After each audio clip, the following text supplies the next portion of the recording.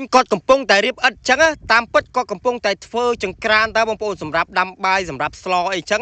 ហើយការធ្វើប្រកបគឺថាប្លែកមែនទែនបងប្អូនហើយចង្ក្រាននេះពេលដែលគាត់ធ្វើឲ្យអាចដាំបាយក្នុងពេលតែមួយក៏បានឬមួយក៏យើងស្លក្នុងពេលតែមួយព្រោះថាគាត់ធ្វើចេញមកគឺថាវាមានប្រឡោះពីរអីចឹងពេលយើងដុតភ្លើងទៅគឺយើងដាក់បានទាំងពីរប្រឡោះឥឡូវក៏ចាប់ដើមរៀបអិតជារូបរាងបេះដូងសិនបងប្អូនរួចហើយក៏ចាប់ដើមយកដីសើមតិចតិចបងប្អូនក៏ចាប់ដើមយកមកប៉ាត់តាមអាអិតហ្នឹងបងប្អូនអូនិយាយទៅពួកគាត់បកកាយប្រសពឆ្នៃប្រឌិតខ្លាំងមែនទែនបងប្អូនចង្ក្រាននេះចង់ឲ្យថាជាយើងកង់ធ្វើទំហំប្រមាណក៏បានដែរបងប្អូនយើងចង់ធ្វើប្រឡោះប្រមាណប្រឡោះក៏បានដែរឲ្យយើងមើលវីដេអូនេះដល់ចប់យើងចេះធ្វើដូចគាត់អស់ហ្នឹងបងប្អូននិយាយទៅការធ្វើចង្ក្រានបែបនេះគឺថាប្លែកម្យ៉ាងដែរតើបងប្អូនមើលលេងទៅខ្លាចពេលយើងមើលទៅយើងចាស់អារម្មណ៍ការធ្វើរបស់គាត់យើងអាចធ្វើខ្លួនឯងបានអញ្ចឹងណាឥឡូវចាំមើលអស់គ្នាទៀតពេលគាត់ធ្វើឲ្យចង់ដឹងថាវាប្លែកប៉ុណ្ណាចង្ក្រានរូបរាងបេះដូងរបស់គាត់ណាអាប្រឡោះហ្នឹងក៏ទុកដាក់អស់បងប្អូនអាប្រឡោះថាមកសមបន្តិចហ្នឹងក៏ទុកដាក់អស់ដាក់ភ្លើងដាក់អីអញ្ចឹងណាឥឡូវក៏ចាប់ដើមរៀបនេះបងប្អូន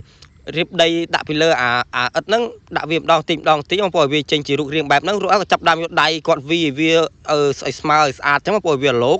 អូនិយាយទៅពួកគាត់ជាបកែរោនឹកឆ្នៃប្រឌិតខ្លាំងមែនទែនបងប្អូនមិនទៅសាបងប្អូននារីម្នាក់នេះនិយាយទៅមិនថាធ្វើចង្ក្រានទេសូម្បីតែធ្វើ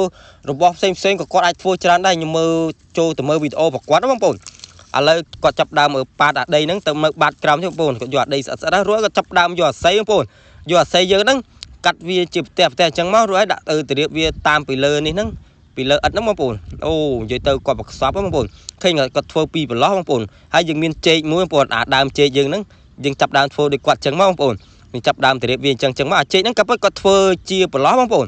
គាត់ទុកធ្វើជាប្រឡោះសម្រាប់ដាក់ដាំបាយគាត់ខាំងវាអញ្ចឹងពេលដែលគាត់ប៉ាត់ដីប៉ាត់អីហើយគាត់ចាប់ដើមលើកអាដើមចេកហ្នឹងចេញទៅវិញអូលយខ្លាំងមែនទេបងប្អូនឃើញអត់ឥឡូវក៏ចាប់ដើមប៉ាត់ដីតាមអាគែមគៀនអាដើមចេកហ្នឹងហើយនឹងគាត់លាបដីពីលើអាស័យបងប្អូនអូ my god បងប្អូននិយាយទៅមិនសរសើរមិនបានបងប្អូននិយាយទៅគាត់បកែរោនឹកខ្លាំងមែនទេបងប្អូនបើខ្ញុំវិញរោនឹកមិនឃើញទេបងប្អូនឃើញអត់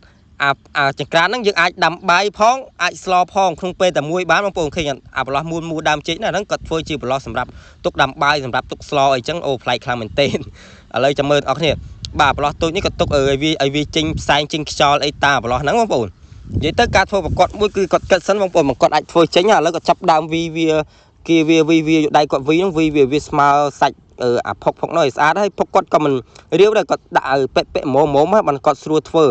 ឡូវឃើញថាដៃគាត់ញាប់ខ្លាំងមែនទេបងប្អូនការធ្វើមួយនេះនិយាយទៅមិនសរសើរមិនបានបងប្អូនជំរឿពេលគាត់ធ្វើឲ្យបានដឹងថាចង្ក្រានវាមានរូបរាងប្លែកបែបណាហើយស្អាតប៉ុណ្ណាគាត់មិនដាក់តែប៉ុណ្ណឹងបងប្អូនឥឡូវចាប់ដើមដកដើមចេកចេញបងប្អូនអូឃើញបងប្អូនឥឡូវចេញរូបរាងតិចតែតាន់ហើយបងប្អូននៅទៀតចាំមើលអស់គ្នាទៀតបងប្អូនក៏គាត់ថែមអីទៀតណាឥឡូវក៏ចាប់ដើមយកដៃគាត់ទីអាតាមរង្វង់នោះឲ្យវាចេញមកឲ្យស្មើសាច់វាស្អាតបងប្អូនអូនិយាយទៅគាត់ពិតជាបកកាយខ្លាំងមែនទែនបងប្អូនអូចាំមើលពេលគាត់គីឲ្យអស់ហើយចាំមើលគាត់ដាក់ដែកឬមើលគាត់ដាក់អីគេទៀតកុំភ្លេចទស្សនាវីដេអូនេះដល់ចប់មិនដឹងបងប្អូននិយាយទៅប្លែកបងប្អូនអូគាត់ដាក់ដែកបងប្អូនគាត់ដាក់ដែកសម្រាប់ត្រូឆ្នាំងសម្រាប់ត្រូផ្ទះត្រូអីចឹងបងប្អូនឥឡូវឃើញតការធ្វើប្រកបហើយបងប្អូននិយាយទៅស្អាតខ្លាំងមែនទេបងប្អូនមិនសរសើរមិនបានបងប្អូនអូ my god បងប្អូនកុំភ្លេចជួយ follow page អ្នកមួយផងបងប្អូន